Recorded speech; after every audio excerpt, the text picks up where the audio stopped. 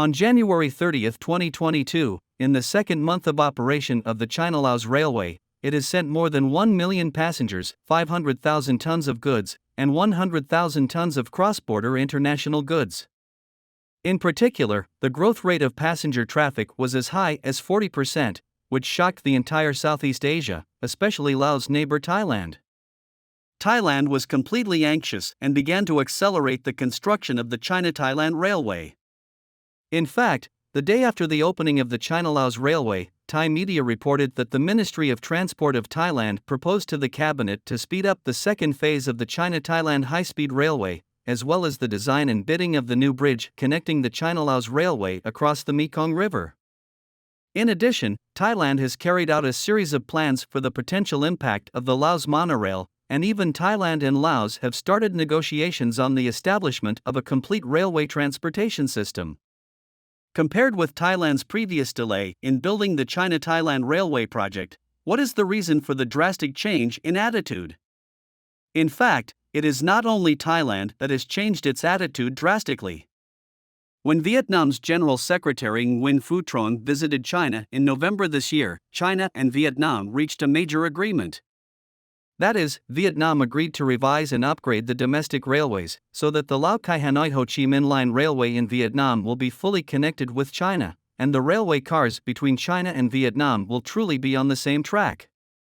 In addition, China has many railways in Southeast Asia that are under construction or are planned to be constructed. So, what caused them to change their attitude and join the cooperation camp one after another? First, let's talk about Thailand. Thailand's industry is service-led and agriculture-based. Because of geographical and climatic factors, Thailand's agricultural exports are an important pillar of economic development. In 2021, Thailand's fruit exports set a new record. Durian exports alone reached 19.03 billion yuan. All fruits increased by 40.75% year-on-year in the same period in 2020, and these fruits are basically sold to China. However, its transportation mainly depends on sea transportation, which is slow and has a high rate of bad fruit. Therefore, faster rail transportation is undoubtedly a better choice.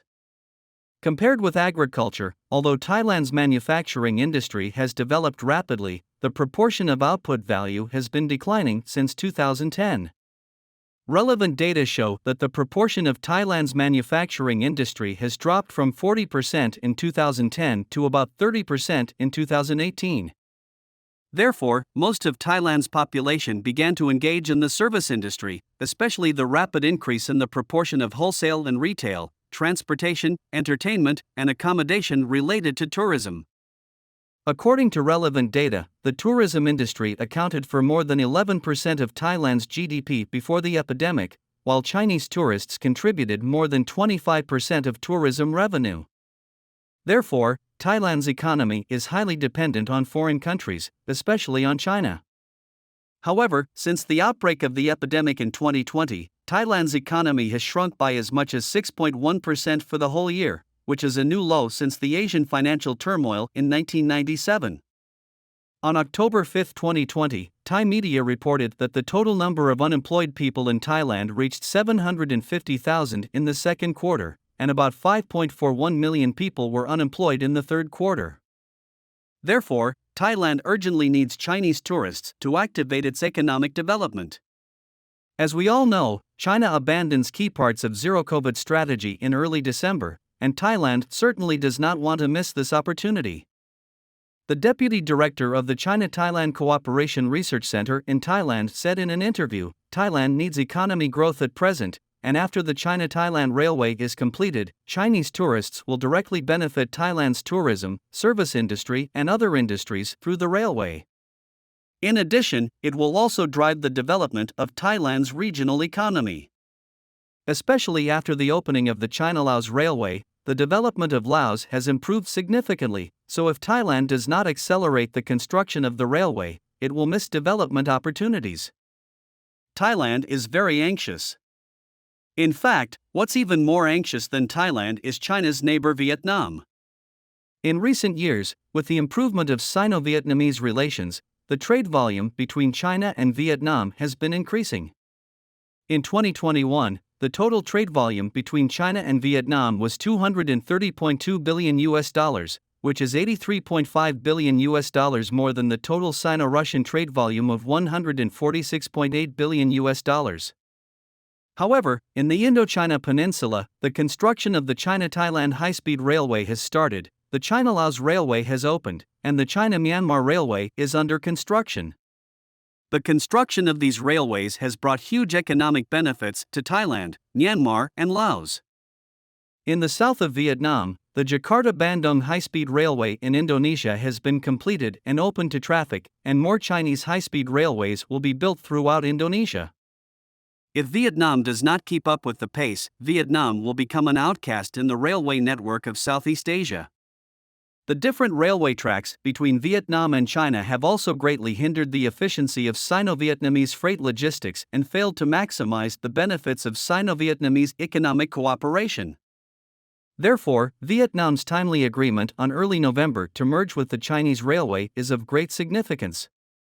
It breaks the pattern that Vietnam's railway will be isolated, and it also means that Vietnam will be more deeply integrated into the Chinese economic system, which can accelerate the construction of the Trans-Asian Railway and lay the foundation for the subsequent construction of the China-Vietnam Railway. Now, let's take a look at the remarkable achievements of China-Laos Railway, and perhaps we could know why Vietnam and Thailand rushed to ask for cooperation. After the China-Laos Railway freight train departed on December 4, 2021, China has received a large amount of natural rubber, iron ore, charcoal and other products imported from Laos, and then some of the goods were sold to Europe through the China-Europe Railway Express. At the same time, Laos also received fresh vegetables, daily necessities, mechanical and electrical products and other products delivered from 7 provinces and cities across China, and some of these products were distributed to Southeast Asian countries such as Thailand, Myanmar, Singapore, and Cambodia through highway routes. In other words, a China-Laos railway is no longer limited to southwest China and the surrounding areas of Laos, but uses China's rich railway network to bind the whole of China and many countries in Southeast Asia. Therefore, according to the report released by Kunming Customs on January 3, there are 116 China-Laos international freight trains, and the total overseas freight volume can reach 49,800 tons, with a total value of about 676 million yuan. By January 30, cross-border international cargo, the accumulative total has reached 100,000 tons, a significant increase. At present, Laos has begun to gradually highlight its advantages as a land-linked country through the China-Laos Railway. Therefore, this year, Laos expects its economic growth rate to reach 4.2% in 2022. The World Bank's forecast for Laos in 2022 is as high as 4.5%, and even the forecast for 2023 is 4.8%.